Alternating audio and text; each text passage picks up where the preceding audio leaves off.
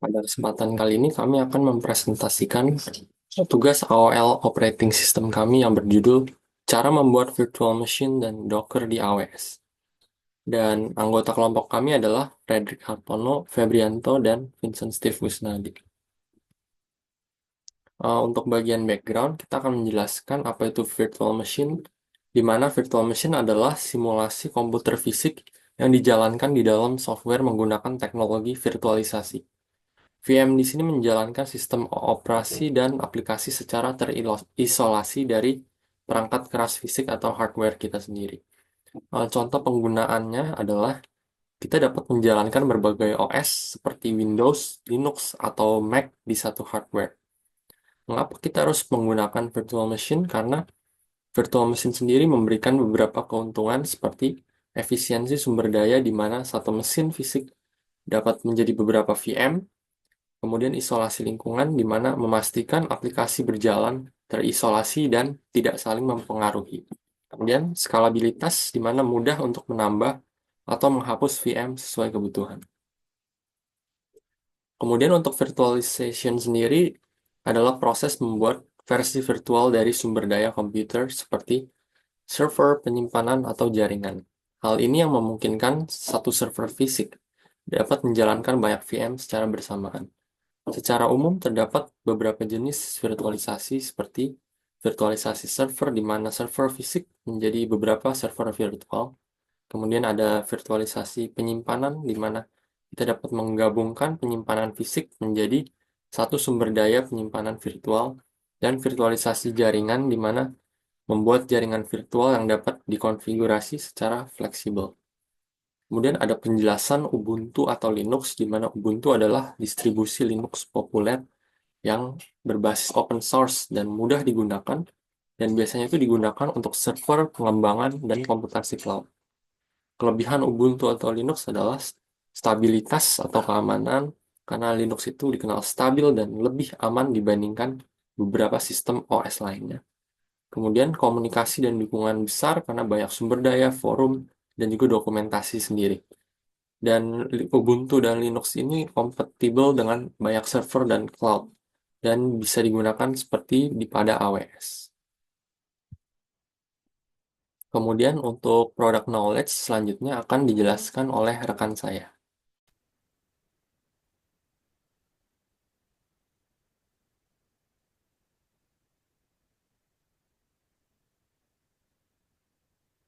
Berikut ini akan dijelaskan terkait product knowledge untuk topik ini. Jadi yang pertama, kami ingin menjelaskan tentang AWS. Di sini, AWS adalah penyedia layanan cloud yang menawarkan infrastruktur cloud computing untuk berbagai kebutuhan, seperti penyimpanan, komputasi, basis data atau database, dan juga jaringan.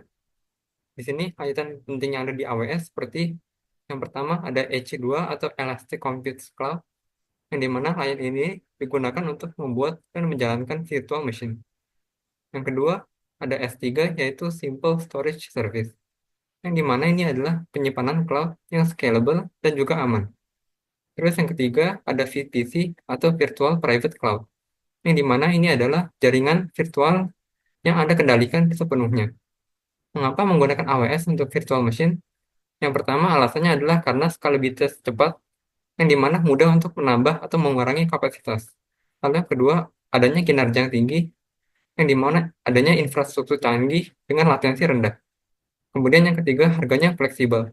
Model pay as you go sesuai dengan pemakaian.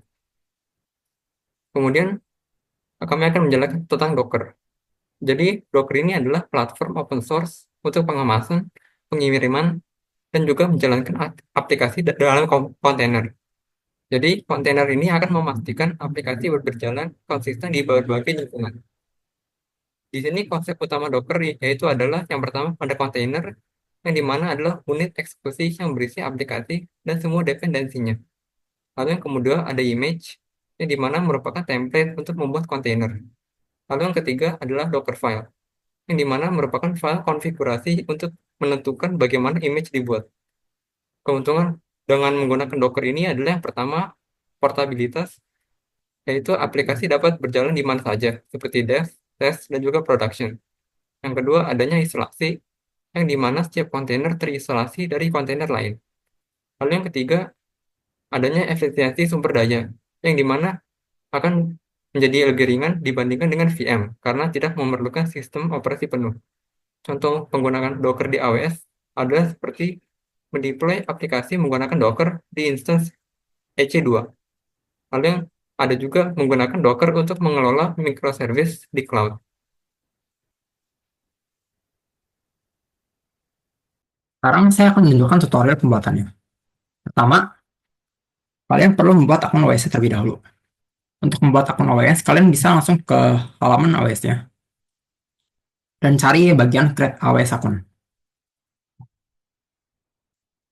Setelah kalian berhasil membuat akun, harusnya kalian akan masuk ke halaman ini. Namun jika kalian menggunakan AWS Academy Learn Lab, seperti saya, maka kalian perlu men-start lab-nya terlebih dahulu. Untuk men-start lab-nya, kalian bisa ke bagian course-nya.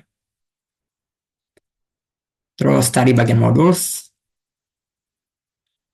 dan cari yang launch AWS Academy Learn Lab-nya.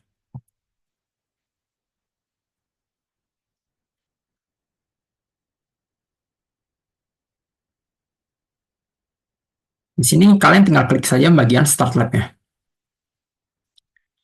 Dan ini kalian tinggal tunggu aja sampai AWS-nya warna hijau.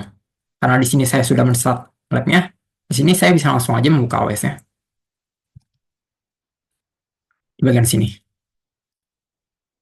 Nanti kita akan masuk ke halaman ini. Nah, di sini pertama ada bagian region. Region ini yang menentukan lokasi server AWS kita berada. Jadi misalkan kita memiliki Osaka, nanti VM-nya akan ada di server Osaka. Nah, untuk membuat VM-nya, kalian harus mencari layanan EC2. Untuk mencari layanan EC2, kalian bisa ke bagian menu ini. Dan kalian cari yang bagian compute, dan klik yang EC2. Nah, EC2 ini sendiri ini bukan service dari AWS yang menyediakan layanan virtual server sehingga kita bisa membuat virtual machine di dalamnya. Nah, untuk membuat VM-nya, kalian tinggal klik launch instance di sini. Nah, di dalam sini nanti kita bisa mengatur berbagai setting untuk VM kita. Untuk namanya kita bisa taruh ini terserah ya. Ini OS.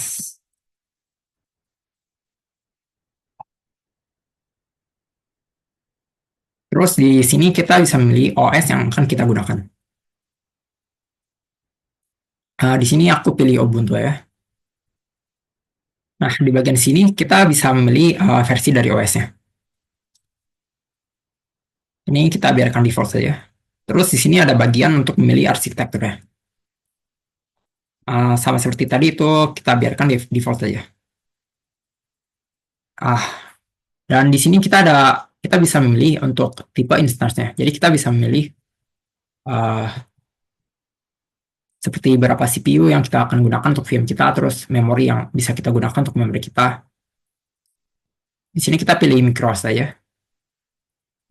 Di sini juga ada tulisan harga per jamnya.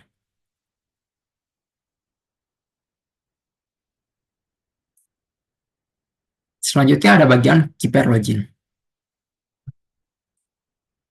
Keeper ini bisa kita gunakan kalau misalkan kita ingin mengakses VM kita secara secure menggunakan SSH. Di sini kita bisa masukin nama keepernya.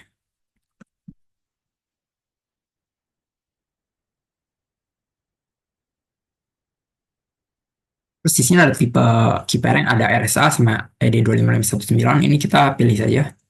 Terus di sini ada formatnya. Ini tuh kalian pilih berdasarkan kalian ingin menggunakan, kalian mungkin mengconnect SSH-nya menggunakan SSH klien yang mana, OpenSSH atau PUTTI. Sini langsung aja. Nantinya keeper ini akan terdownload secara otomatis dan tersimpan di komputer kita. Selanjutnya ada network setting. Ini kita centangin semua ya.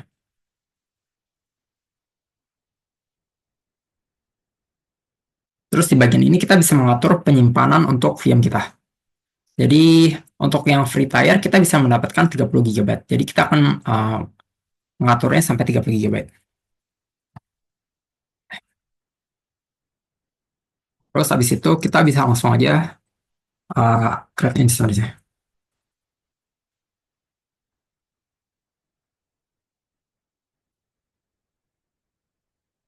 Kalau sudah berhasil kita bisa balik ke home-nya dan cari yang bagian instance-nya.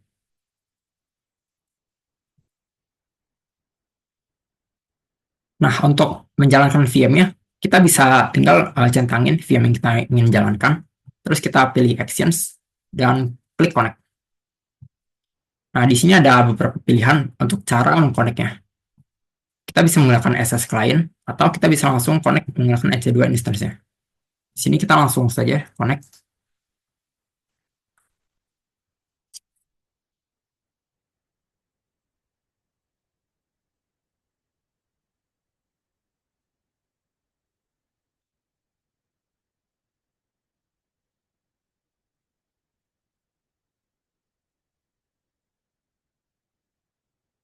Oke, jika muncul halaman seperti ini, berarti kita sudah berhasil membuat VM-nya. Nah, untuk membuat Docker-nya, atau menginstal Docker-nya, kita tinggal ke halaman Docker-nya, website Docker-nya. Atau kita bisa search Docker Ubuntu install.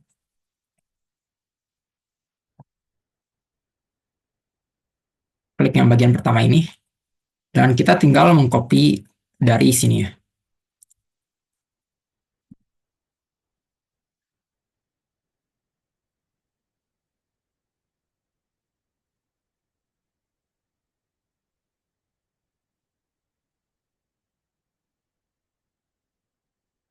Ini kita copy semua aja.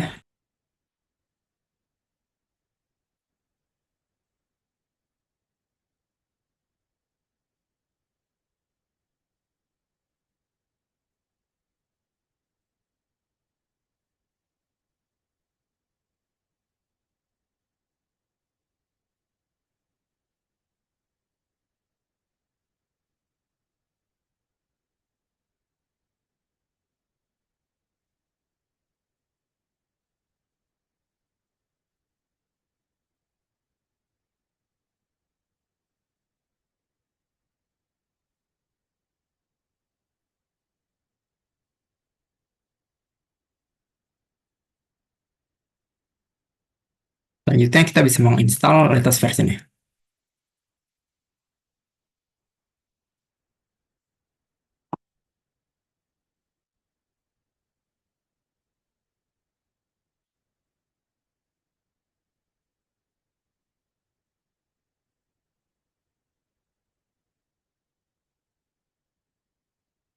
Ini kita tunggu saja.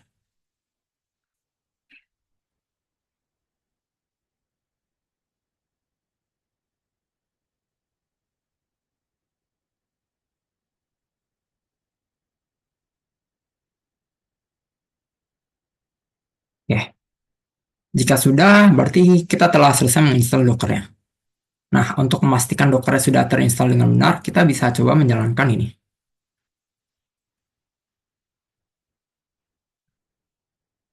Oh,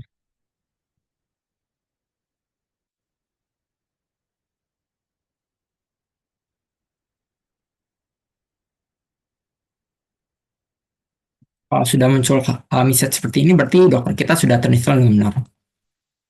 Selanjutnya, kita bisa juga menginstal yang lain seperti GCC, GDB, dan lain dengan cara masukkan komen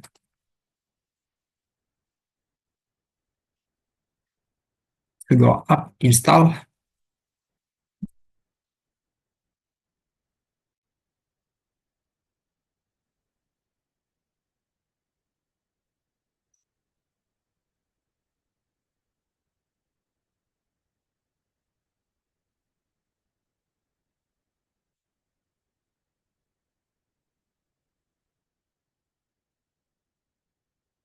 Oke. Untuk memastikan kita udah terinstall dengan benar, kita bisa coba cek dengan cara GCC min version. Nah, jika sudah muncul message seperti ini, berarti kita sudah berhasil menginstalnya. GDB min version.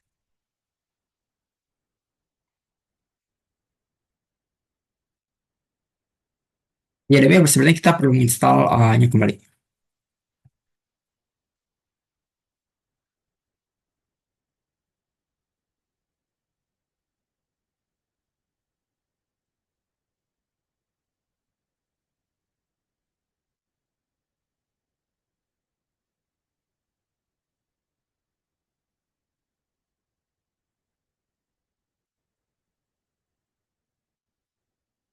Berarti dengan dua komen ini ya, kalau ini kalian ingin menginstal GCC dan GDB. Kalau gitu, sekian tutorial dari kami. Terima kasih telah menonton video kami sampai selesai.